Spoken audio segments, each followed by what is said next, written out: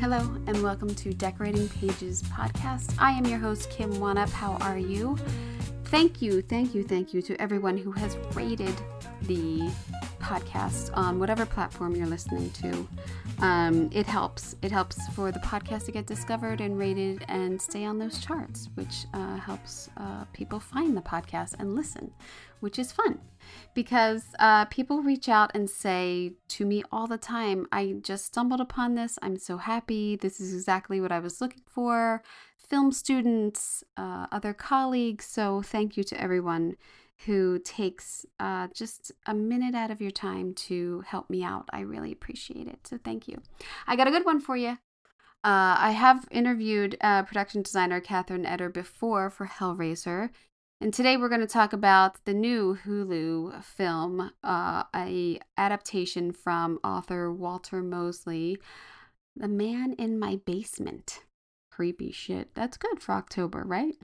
We get into designing for an 8th generation home in Sag Harbor in 1994, creating a basement that has tension and versatility.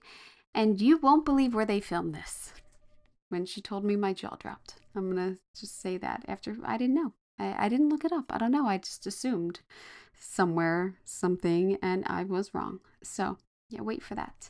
So first off, let's remind everyone, if you have had a film released this year and you would like to submit for the SDSA Awards, their submission window is now open at setdecorators.org. I do believe the ADGs are accepting now too, and or it's coming up in the next couple weeks. So first off, well, that's not first. I think I'm on my third thing already. But there is an event at the El Portal Theater in North Hollywood on October 23rd, the Charles Phoenix. If you have not seen this guy on YouTube, he's fascinating. He does such deep dives into just topics that are fascinating. Let's put it that way. He's all over. It's great. And he's so energetic and so passionate. So as part of the International Production Design Week, and if you're an Emmy member, look in your emails, prepare to be dazzled as the golden era of Southern California springs to life in a brilliant Kodachrome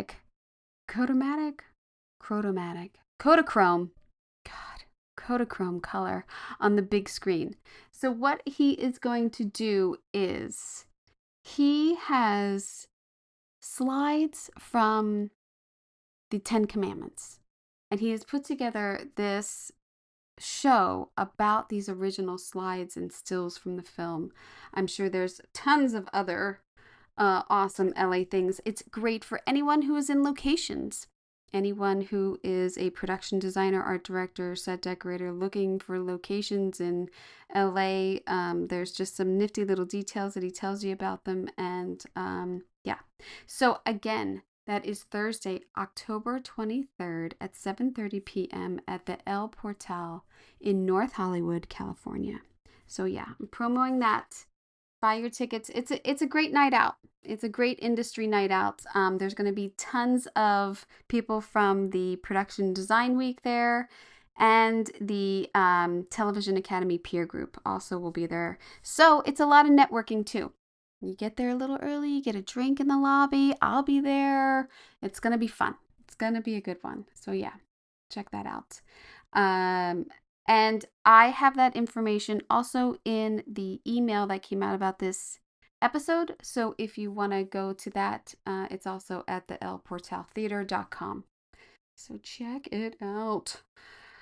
What's Wannop watching? You know, I got really into looking at certain designers because I have this another masterclass coming up about the art of influence and people who influence. But in reading recently about Cinescope and all of these sort of, things to get people back into the theater once TV became very popular.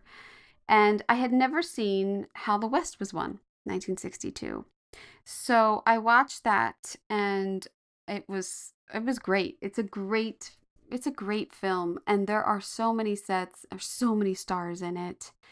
Their art directors are George Davis, William Ferrari, Addison Hare, and then set decorators Henry Grace, Don Greenwood, and Jack Mills.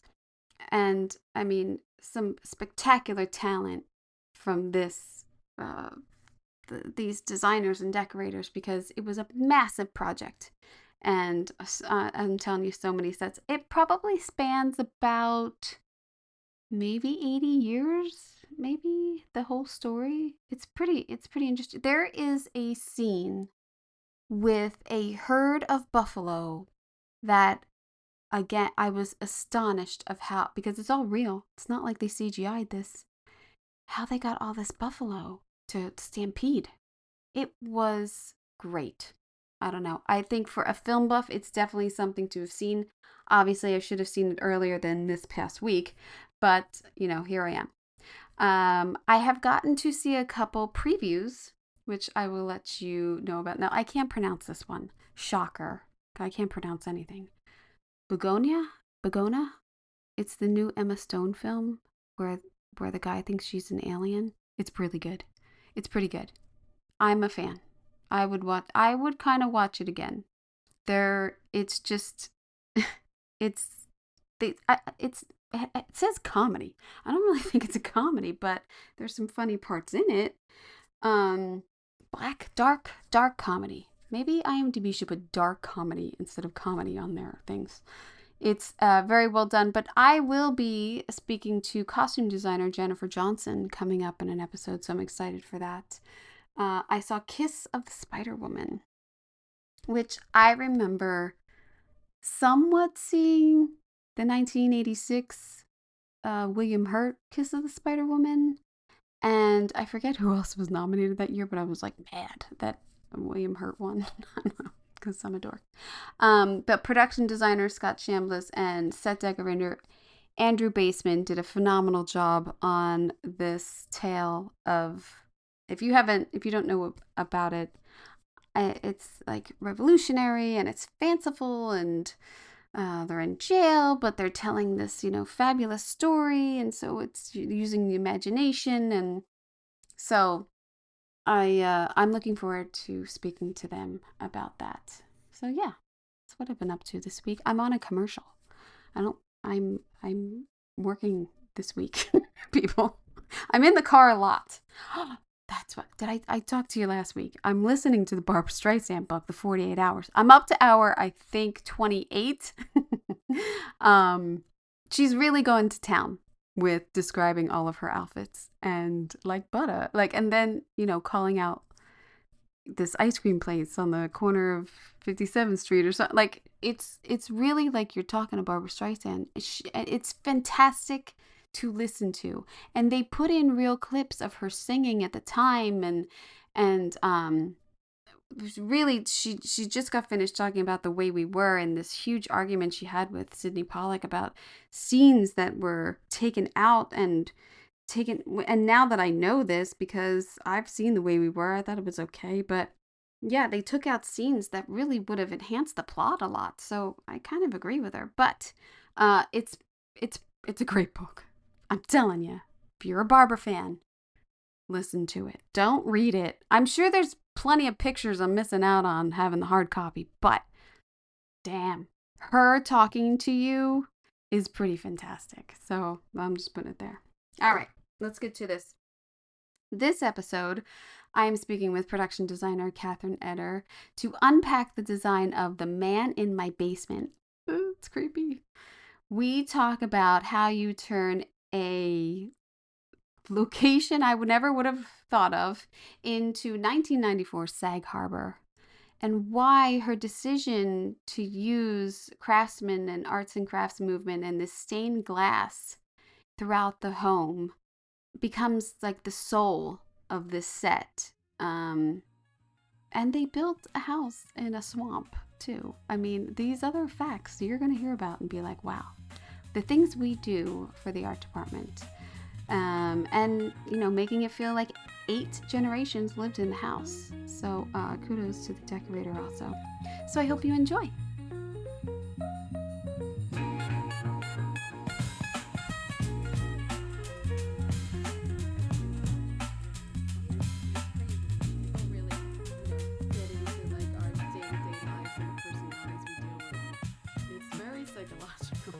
like It the is egos and the talent and the, like it's a lot. There's a lot going on in our day to day, but for sure. this was let's start this. This was fun. I mean, I was unaware of this book. I was unaware of this story. So had you heard of the book before you had started it? No, I haven't No. either. I No. was familiar, like when I heard about when I heard the name Walter Mosley, I was like, okay, that resonates. And I assumed he's a writer out of New York, but he's Los Angeles based. Mm, And yeah, and I was very impressed that Nadia took on a book of such complexity for her directorial debut feature. yeah. I hadn't heard about it in the past either, no. Was there I have not read the book, but was there a big difference between the book and the script? Like, did you feel? Yes, there was some differences. As the book was very descriptive of space Mm, and orientation and certain sensual and tactile elements. mm, But Nadia always phrased it in a way, and I agree with her that Charles was much more sexualized and also a much more maybe unlikable person. right. And it was really important to Nadia as she adapted the script to make Charles a little bit more of a balanced person. So Mm, I think differences were there, like his certain, there's just certain elements and character choices in the book that made him a very unlikable right. person. More, yeah, in a way. Yeah, I could see that. I don't know if I really liked him. I don't know what I felt like I don't know what you're going for here, man. Like I was like, you seem so unhappy, but then you start to learn his background and everything, which then in this house, which you built, right? You built the whole. Yeah. I mean, that's amazing. You guys just built a house in the middle of like the woods. Where'd you shoot this? We shot it, well, so when I signed on to the film, the plan was to shoot it in Savannah. Mm. Then, for budgetary reasons and how the funding came together, it ended up going to Wales in the UK. I'm Welsh. No Yeah. Oh, way. you are? I am somewhere. Oh, I don't know. I mean, I've tried to trace it back, but I'm told I'm Welsh. Oh, how wonderful. Yeah, I So love being here. how was that and dealing and just up and moving to like Wales and with a crew? Like, did you get to take anybody with you? How'd you do that? Yes, so what happened was when we decided to shoot it around Cardiff, Wales, the producers flew me over to go on a scout to see is this even possible? Because the story is set in Sag Harbor, Yeah. Long Island, and it's a very distinct community. And we wanted to see if we can find any exterior world building elements in the exteriors of Cardiff and surroundings that we could weave into the couple of days of actual exterior filming in Sag Harbor. Mm-hmm. And yeah, I flew over there for a couple of days of scouting. And we found a couple of tiny places that we felt like could work, like the bank that Oh yeah. Charles is going in and out of, exterior, interior. And we found the bar, a dingy bar. We did a lot of work to it. Mm. We were able to match a stretch of ocean or sea Mm-hmm. um, at a beach that felt like it had a similar feeling as Sag Harbor. And sorry, I had a cold last I'm week. I'm sorry. trying not to No, no, you're make these good. noises. And then we also found the little store that Diop's character Oh yeah. owns. Mm. And that actually ended up being an exterior interior perfect find. An old couple lived there. The wallpaper was already in place, and we emptied out their living room and their tea room and created this little quilt store. Yeah, And I really like that set. I don't have a photo of that, but I really like that. And it's tight.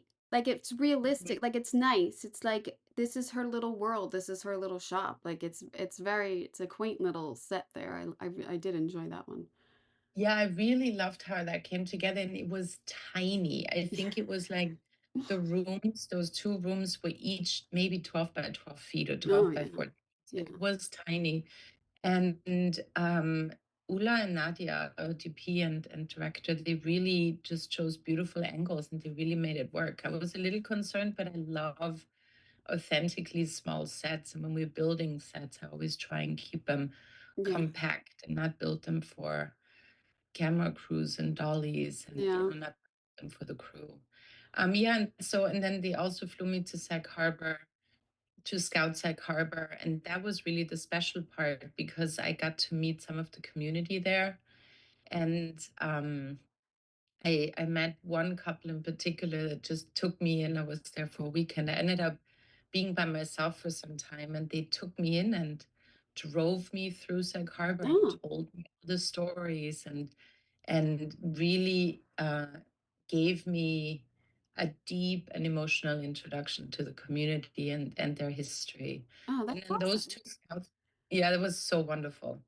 And those two scouts combined, from my perspective, I felt like, yes, we can do this in Wales. Mm. And then the last challenge was that the way the schedule fell into place, because we lost our lead actor and it took a minute to find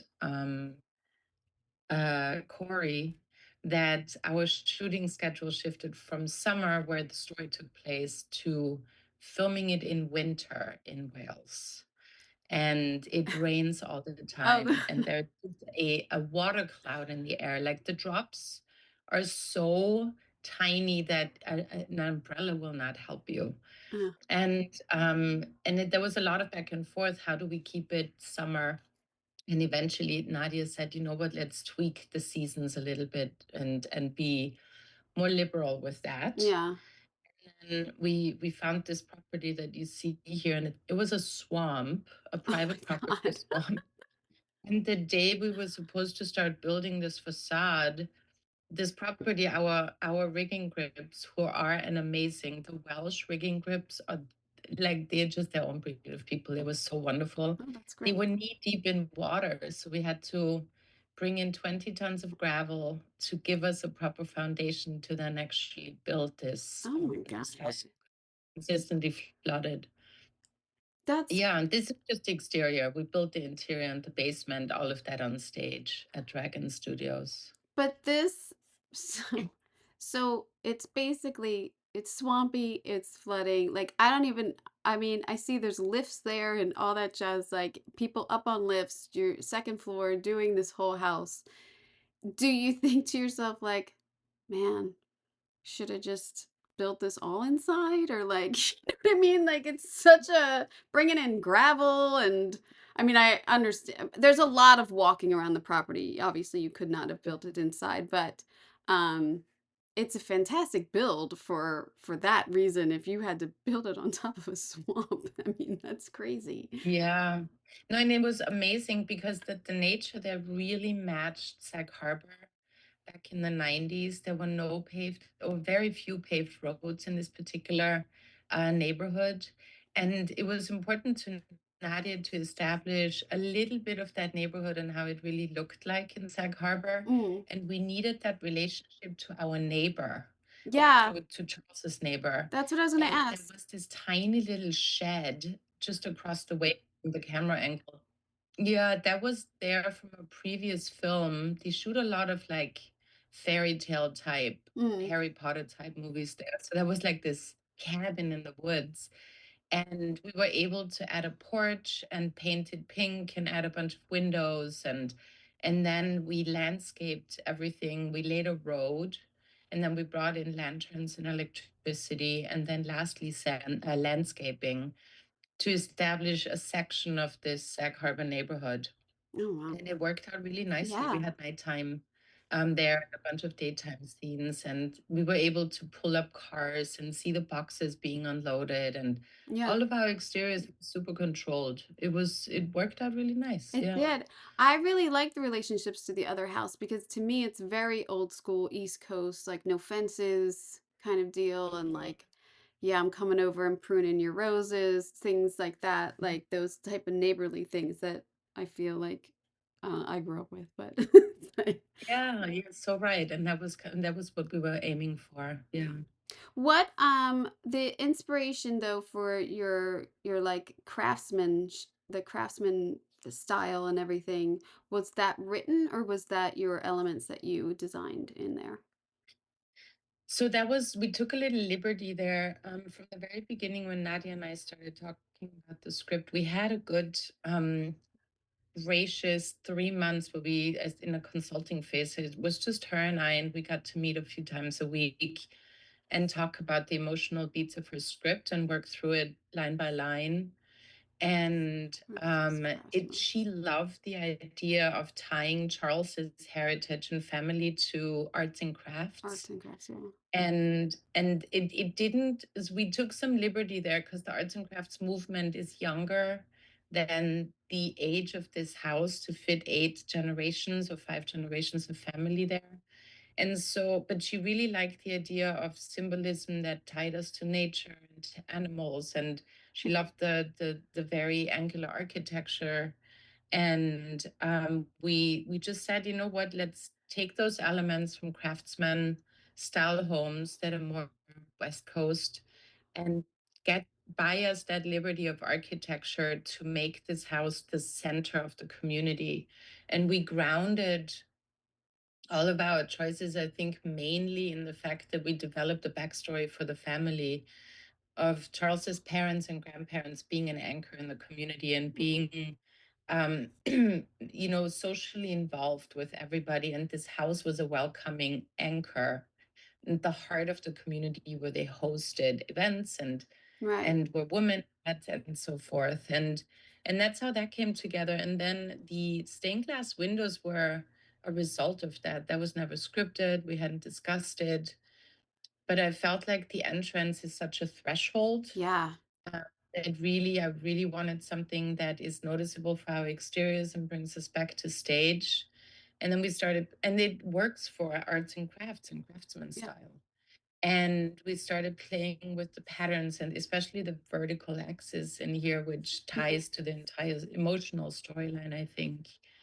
And yeah, I had no idea how, I didn't think about the fact that Disney loves stained glass windows. Mhm. The producers told me that once they were done with the final cut, and those windows became a real, show piece of the trailer and of the Yeah, I family. mean it's in the art of the trailer and everything like that. So Yeah, that's always a yeah, compliment. That's always yeah. That was really nice. I yeah. was so excited about it, and I had to fight hard for it. The windows that was when you go to a satellite location, a location you haven't worked and you need to gain the trust of your crew, Yeah. and when you have a sense of urgency and you something is really really really important to you, Yeah. it took a minute of convincing that those windows needed to be real glass, and those, we can't Yeah. print on glass or anything like that because of the way the light lives through those windows.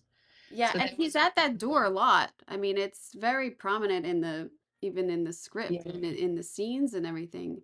And it's, yeah, letting someone into your home, letting someone into your basement, but I mean this yeah. it's very prominent in throughout the film. So it's production value was used. So it was worth it. Definitely. Yeah, made me very happy. Yeah. Um Yeah, and then the house, the house is a little bigger than most houses in Sag Harbor, but that was also intentional. First of all, I think Nadia and Ulla really wanted to have the possibility to move through and to work with a voluminous space, and it allowed us to give us a lot of depth yeah. throughout angles and shadows. And I think it actually works. Being here in Buffalo, New York, right now, my Airbnb is a house like this, and it Mm. has 3 stories, and I live in the attic, and the attic has 2,000 square feet, Yeah. which is insane. Yeah.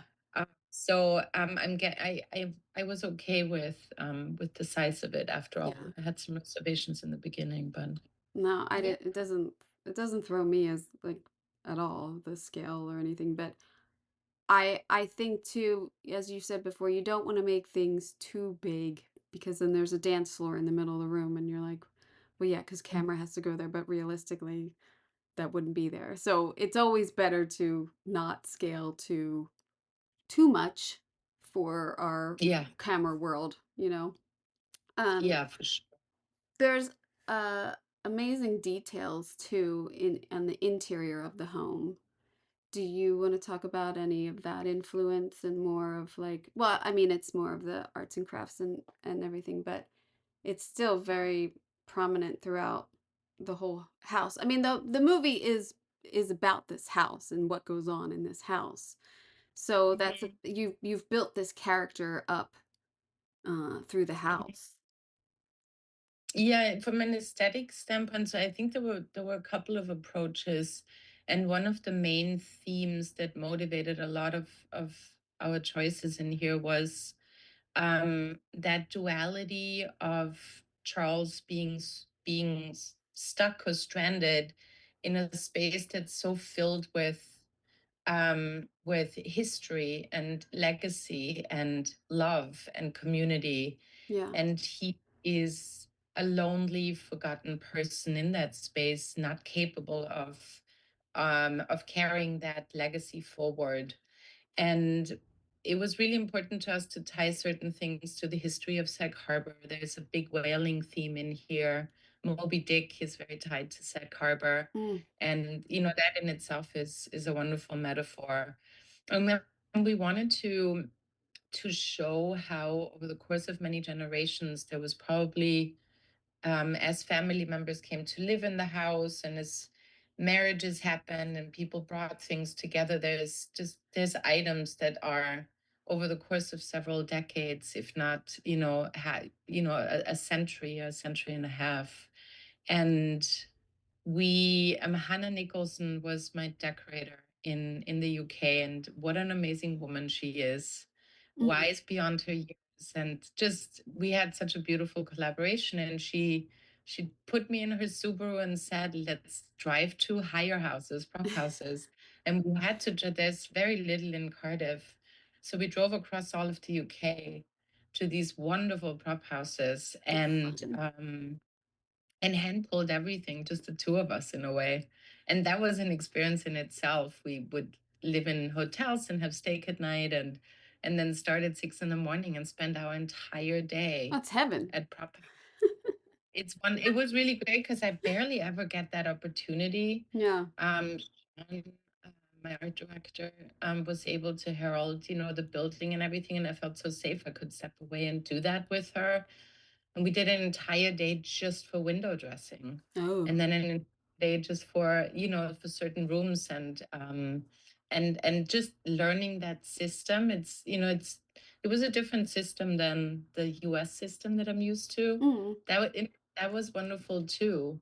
And she ended up introducing me to a lovely gentleman in a city called Boston in the UK, who took it upon himself to buy up all wallpaper stores that are closing down in the UK.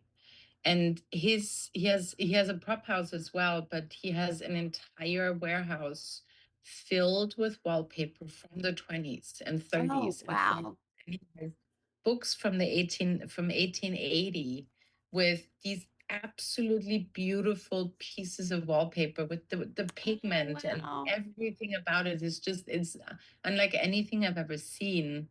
And we had budget restrictions, so and we also had made a choice very early to not use too much wallpaper. Mm. But the little details you see in the corners, Yeah. here in this room were, for example, these arts and crafts, floral, and nature inspired little details that we ended up buying to place in several places around the house and on the ceiling.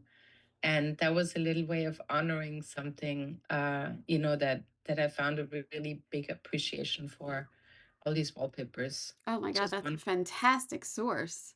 That's Yeah, it really was good. great. It was really wonderful. And then the cute thing is, and I wasn't aware of that, but there were, like, over the smallest questions, like plaid bedding sheets. Mm. My my English or my Welsh crew would ask, "Do you guys have that in the United States?" And there were these questions like, "What's normal and what's not normal? What do we have? What do we share and what's different?" Right. And just That's having fun. that curiosity throughout for the most mundane things. Right. Um, Dial in the time period and the cultural, uh, uh, you know, um, the sensitive cultural context of it all. Yeah, it was a great journey. I I know. really enjoyed. It's set in, I think, 1994. That's what Yeah, it. I think Which 1994, 93. Yeah. Which to me, I was like, oh, I really like all this music. I was like, oh, it's because it's the 90s. It's like, Yes. yeah, all this 90s hip hop is awesome. Um, Yeah. did you, when he goes to that party and everything, and the house, is that a location in Wales, or did you shoot that here, or Sag Harbor, or? And that was a location, Wells, and it's actually two locations. The exterior was a different one from the interior. Mm, Hold on. Yeah, they were neighboring houses though. mm, And that was one of the few homes that we saw who had somewhat of a mid-century split level mm, character, and I felt like it really worked for his friend's house. And then the interior of one of these homes, it was empty, it sat empty, it wasn't rented, had a lot of original details, the wallpapers and the flooring, and nice. it was a really great shell for the party. It was very small space again, but I think we dressed it and used it okay. There was a lot more dressing to it than ended up in the final edit. Well, there's a lot of Um, people in the room. There's a there lot was of so bodies. many people. Yeah, It's yeah. The kind of house that party. entire Exactly. And that entire location was kind of built to juxtapose Charles's loneliness and forgottenness with someone who actually integrated themselves successfully in society and is moving on with having a committed relationship, Yeah. having children and so forth. So that we wanted to juxtapose that. Yeah, and there were a lot of people there. Yeah. Um, Yeah. Too many bodies in our sets. That's what yeah. I say. Um, oh, there's another the stained glass windows are really fantastic. I don't have any photos of the basement. The ones that I found were so dark. And I was like, it's Okay. not. But what was your concept? I mean, it's all about this basement. It's all about this stranger coming into his life and saying, I want to rent out your basement.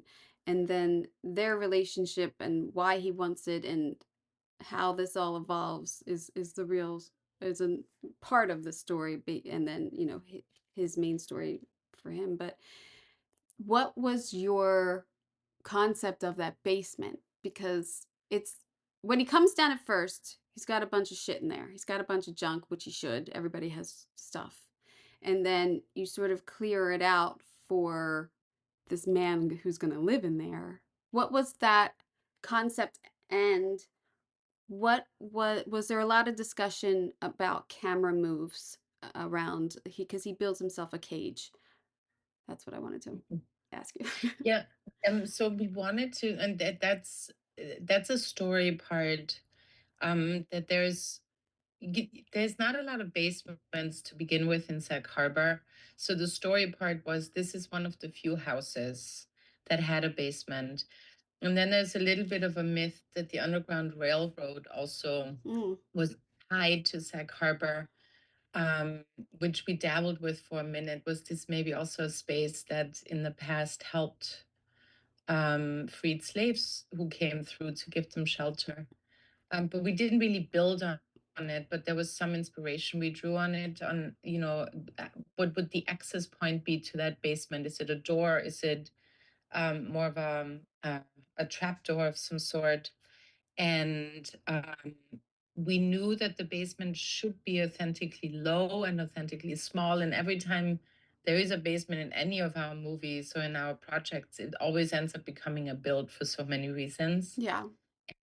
And the biggest thing that I think that mattered to us is how can we spend 3 weeks of filming down there or 2 weeks of filming, Mhm. many, many page counts? The entire second act is Yeah. filled with scenes down there. And how do we keep it authentically compact while giving camera the possibility to move and to stay interesting and compelling and kind of shift with the emotional arc that happens down there. So I think the basement eventually was made bigger because there was this idea of having a round dolly track around the cage. And by the pure diameter of the cage itself, that track needed some space. And since we wanted to have a hard ceiling, uh, wild walls. There was never a desire to actually wild any large Mm. walls. We had access point hinged doors that were hidden in the rock, but more for crew access. And from a thematic point of view and emotional point of view, what I really enjoyed about the space above and the space below was the first of all the vertical axis of ascending and descending, Yeah, the and how we staircase. shift into two completely different spaces of um, communication and of life. There's the world above this house that holds a lot of history and that's not in use anymore like it should be, and valuable things are discarded, and he's lonely and forgotten. Right. And then upstairs, you, you take all of this out, and the basement has those acts that you described, that it's filled with forgotten family history, and then gets cleared out and becomes a space of conflict. Yeah. And within that conflict, there's this deep standoff that I think is the core of the book itself, that the master slave role gets reversed and played on. And how does that change power dynamic, and how does that what does that do within yourself? And at times I felt like there's almost a surrealist element, that they're two sides of Y- the same The entity, and that duality it's of it. almost a monologue. And I felt that was really powerful as this second act to the basement. And then Charles repurposes it as a place that is stark, but that stillness has so much power. And that stillness is actually liberating him and helps him grow. And he paints it all white. Yeah. And I really enjoyed that visual arc of the basement. Um, I think scenicking it and building it and shaping, like doing rock and imitating nature is always really difficult. So I wish we had had a little bit more time with it, but I like how it ended up reading. No, it's Uh, it's very because I had a house in Philly and the basement had those like stone walls on yeah, some of the walls were still stone, which kind of freaked me out, but it was like yeah, it was like okay, because I just think like, oh, there's bugs in here, but it's like yeah, it's beautiful. But I mean that scenery down there to me was like, oh, this is you guys shot in a real basement, like, it was like I yeah. was That, there. that's good. That makes me happy if that feels this way. We Oh did yeah. want to make it spooky. That's the thing. No, Like, I yeah, don't think it was foreign spook. elements. Yeah, Yeah, it didn't turn like horror. Like it didn't good. to me watching it didn't turn like, oh, like there's a I didn't feel like there was a presence in the basement or anything. There was Yeah, just yeah. Was there trial and error or like conversation about the spacing of the bars for the yeah. jail? Yeah, yeah, because that to And me would be a yes, conversation.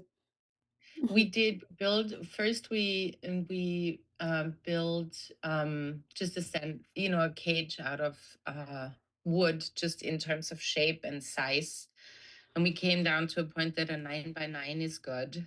Mm, Then there was a lot of color conversation. Do we powder coat it? Do we leave it metal? What's the backstory? How did Aniston Bennett, a Willem Dafoe character, choose this cage? Is he wealthy? Clearly he yeah, is. Who fabricated it? What intent did he have in the design of it? There was a lot of that. And then I recall that Nadia and Ulla felt like, oh, if the bars are too restricted, too close together, it's going to be interfering too much yeah, with the pacing. But you also like wherever you can fit your head through, you can fit the rest of your body through. And so they lean towards a wider distance first. And as we welded the first part of the cage one side, Sean and I went there one morning and I said, okay, let me try and step through it. And it was just able to step through the bars. Yeah. And so we caught it early and we made the decision to actually make them tighter.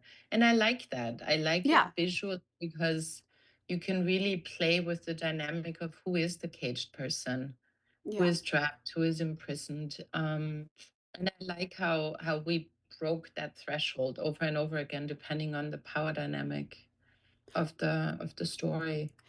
Was there discussion too about what he has in his cell? Were there specific things in dressing and designing that of like, we'll give him a desk, we'll give him a bed, we'll give him this, but like personal things that you guys dressed in for him? Mhm. Yes, there was a lot of discussion about that. And with the story, the book mentions a bunch of things that he Mm, brings. He brings books, and obviously there's this toilet. There was this toilet discussion. Like, how do we have that toilet in there, and how do we figure out this, all the sewage stuff and everything. And we ended up with a marriage between a prison toilet and a camp toilet, and we yeah. designed it and made it a septic tank of some sort. And we wanted to ground it in logic. Yeah. And same with the bedding. We designed a bedding that could be folded up to a seat, almost like tatami mats, and then could be laid out and could be assembled in different versions. Mm-hmm. But that would also make sense in a sense. There was the overall guide was form is function. Form is function, function. There's nothing comforting about the environment. Right. And same with the table and the chair and the lamp. And William had a lot of input on that when he came. We gave him options of what would make sense for him. And if we wanted to powder coat the furniture the same way as we did the cage, if we left them in their natural texture. And so we came together by welding him a table that we left the metal, like the metal sheeting that we got. But then we juxtaposed it with a chair he really liked, which was a wood chair, if I Mm, recall. Maybe it was the opposite. Now but that was the idea behind it. yeah. Um, yeah, it was a really fun design. Just a design, everything from the beginning to the end. It was a good process that we really enjoyed. It's really psychological for both characters and Mhm. digging into their history or their backstory, and it's very juicy to get into those characters, I would think. Yes, I enjoyed it a lot. There was so much to draw from, and I think what we do in the art department is that we extract what's inside those characters, and we're trying to create a mirror of that in the environment, or we juxtapose environment depending on the needs of the story. But it's really lovely if you're able to dive very deep Yeah, and come from a place of backstory where everything is justified, even if it's not on the page per se, but that the logic and the world building works for us as the filmmaking team. I think that helps with authenticity and to stick with certain choices that make sense within that world. yeah. I enjoy that. Yeah. I think too you had such a this upstairs downstairs vibe of like the history of the house and the upstairs and then this darkness downstairs. Did Mhm. you did you create did your color palette really dominate that upstairs and then distract in the downstairs? Like did you try to do opposites or did you want to tie them together? Do you mean the second and the first floor, or the The basement and the base up? the basement and the house, let's say. Yeah, I think for the house, we besides obviously the contrast of the wood stain architectural elements that gave us a lot of frames and depth and silhouettes and allowed us to kind of see parts of rooms. We chose to stay to stick with a very with a light pastel palette. And that came really in conversation with Nadia. Nadia had a lot of positive opinions about which colors we chose. And there was a dialogue that I don't experience with all directors Mm. that I really enjoyed with her. And so we ended up with hues of pastel pinks and peaches and yellows and greens, and then kind of grounded it with certain modest renovations that were made throughout, like the kitchen is an update, and there was a kitchen window added. And we carried that upstairs into the bedrooms. We barely see the parents' bedroom, which I'm a little Did sad about because that was one of my favorite sets. did you have like a pink floral wallpaper in the kitchen? Was that it? Like rosebud? Was that it? That was in the In the bathroom. In the bathroom. bathroom went very pink, and I really enjoyed that bathroom. That Yeah. might have been one of my favorite rooms. And I'm glad Nadia ran with it because that was the few places. I think we only had wallpaper, like uh, traditional wallpaper in the kitchen and in the bathroom. And then we used a lot of anaclypta that we painted and aged throughout the rest of the house to Mm. give more texture to the walls. So yeah, so that was intentional to based on the lookbook that I did in my interview and what we built on.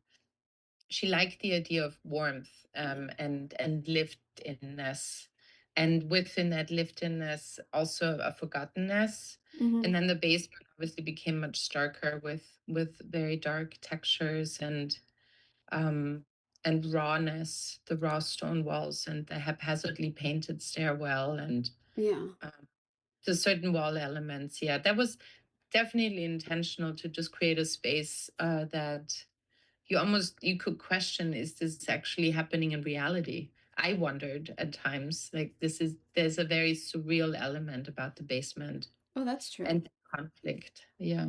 Oh, I didn't think of that. Well, he is digging a grave.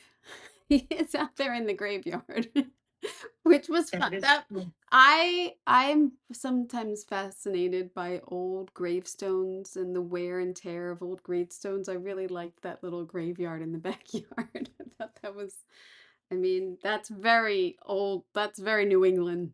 I feel like you bury everybody, not Yes. just your dogs, but your family in the backyard. It's crazy, but they Yeah, did I it. was They very did it. surprised, and then I went to Sag Harbor and I saw them.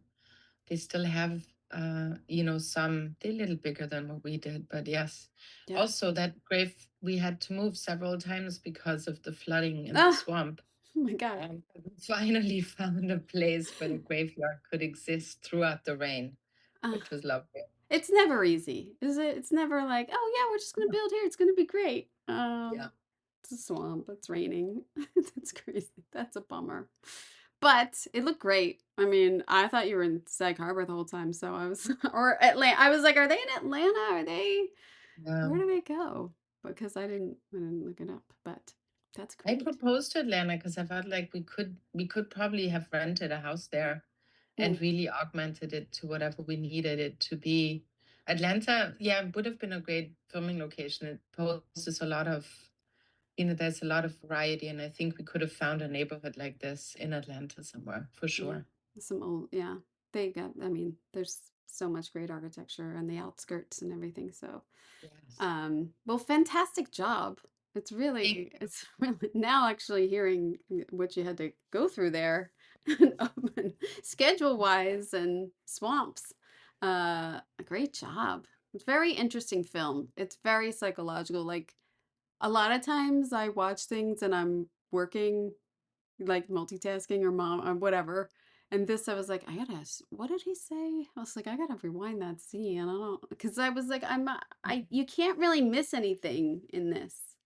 I'd have to say, No, you can't. It's definitely a film, I think, for acquired taste in many ways, and I really salute Nadia for taking on such complex themes and explore yeah, the messiness. It's and to me it worked with Charles, that there is a lot going on in his life, and he's a deeply depressed person, and yeah, depression can be off-putting, and I think it makes sense to not necessarily like a person. I I wonder how much training we get in our society, especially nowadays, being empathetic with people that struggle in certain ways or express their struggles. Yeah. That might be something where we can show immediate compassion because of their defensiveness or their aggression or whatever it is.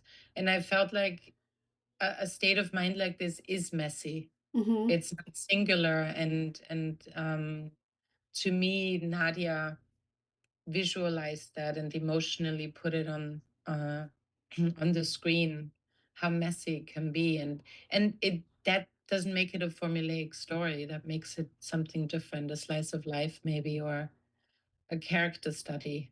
Yeah. And yeah, you Yeah. got to be ready for it for Yeah. sure. Yeah. He's not the most likable character, but you're trying to understand where he's coming from through the whole film, I feel Yeah, like, you know? yeah. And then the other element of a man wanting to rent your basement is so weird. So it's So bizarre, I so know. weird. Um, but too, I mean, I was, did you build the back of the house? Now that I'm thinking about it, because doesn't he go, I mean, they're sitting around that house the whole time. Oh, you did.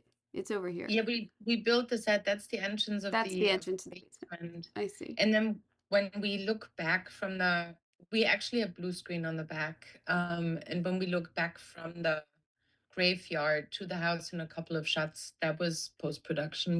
We ended up building two and a half sides, just the corners, Well, and roof we designed in a way that actually from these lower angles is not, you don't need more than that. We were wondering if we had to build up the roof more with VFX, but our set designer Balazs, who I also did Hellraiser with, is brilliant, and and a proper architect who also is a nerd for the American train system and American architecture, and he had some really wonderful solutions about the roof.